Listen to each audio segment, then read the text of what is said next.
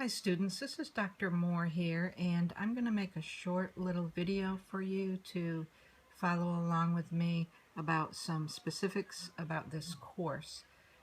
Most of you, this is one of your final courses, the only one perhaps standing between you and graduation. It is a 4-credit hour course. It's not a cakewalk. It's a lot of work and a lot of probably new material for you.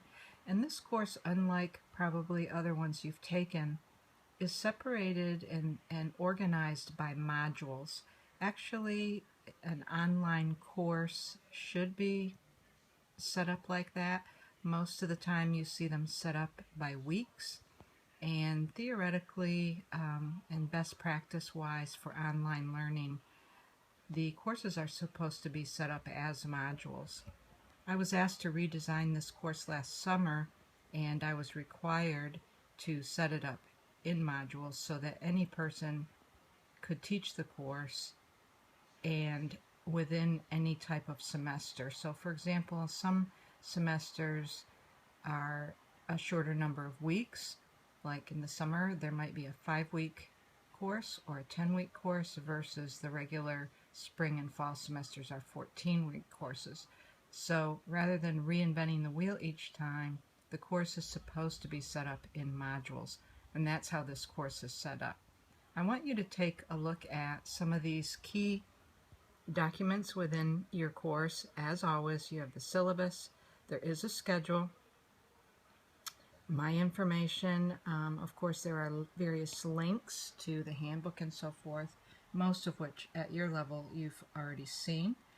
Under the assignments and rubrics, there are guidelines and grading rubrics for the assignments. I want you to pay particular attention to the discussion board grading rubric because that may be a little bit different than what you're used to seeing. I do take discussion participation very seriously. It's your version of coming into class and participating, so that's very important. And pay careful attention in the discussion boards about the timing.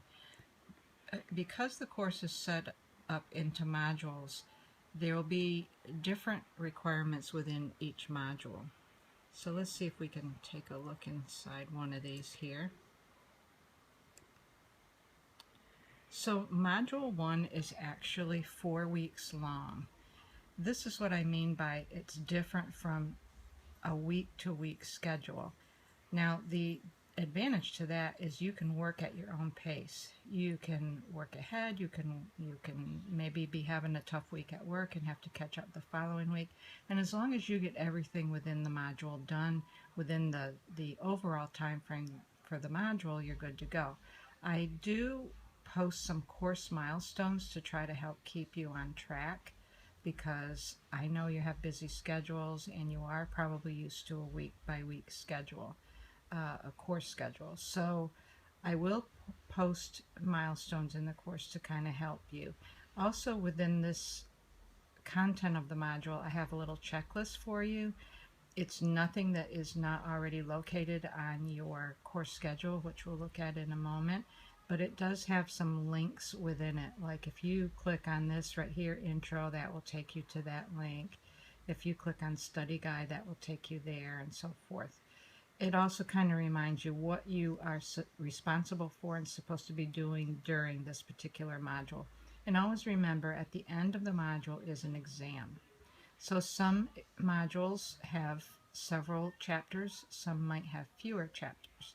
It's split up exactly like your book is, with these over here: core concepts, managing resources, changing the status quo, interpersonal and personal skills, and then we have a number of study guides, well, one study guide per exam. While I'm on that topic, I would suggest that you read your chapters with your study guide next to you and take notes as you go. But don't just read what is on the study guide, or you will miss information, because the study guide is merely a guide. I don't have to give you one. Some people feel like that's spoon feeding, I feel like it's just guiding you for some focused study. But I don't want you to restrict your reading to just what's on the study guide. The text is the Yoder Wise 5th edition text, and there's a revised edition of that. That's good if you have it. If you don't, just the regular 5th edition is fine. You'll notice that in some of the content I have both a PowerPoint, a regular static PowerPoint, and also a voiceover audio PowerPoint. Those are not available for all the chapters, but for a few of them they are, and sometimes people find those helpful. I want to just introduce you to my Boston Terrier, Bitsy. Hi, Bitsy. Bitsy is 7 months old, and she is a very funny puppy. Okay, let's go into Module 2 and just look around in here. The way each module is set up is you have chapter presentations, which are my PowerPoints modified with a little bit of extra stuff of my own, but basically they follow your chapters in your book. Then, just for extra help for you, I've added some of the chapter overviews, and those are directly out of the textbook resources that I have access to. I thought I would give you access to them also. There's a nice synopsis of each chapter. And then the discussion section tells you how many and which discussions go with each module. So in Module 1, we had 4 discussion sessions. So over 4 weeks, each discussion goes for approximately 1 week. And pay careful attention to those dates, because that's how I will grade your participation. We have to have some kind of a time frame. And it goes with the content of the chapters themselves in general. So Module 1 has a lot of content, and there's only there's 4 discussions with it.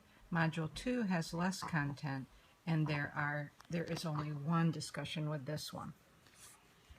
It is only open for a week, however, so you do have to pay careful attention to this right here. It will open on the 16th and end on the 22nd, and after it ends, you won't be able to get back in.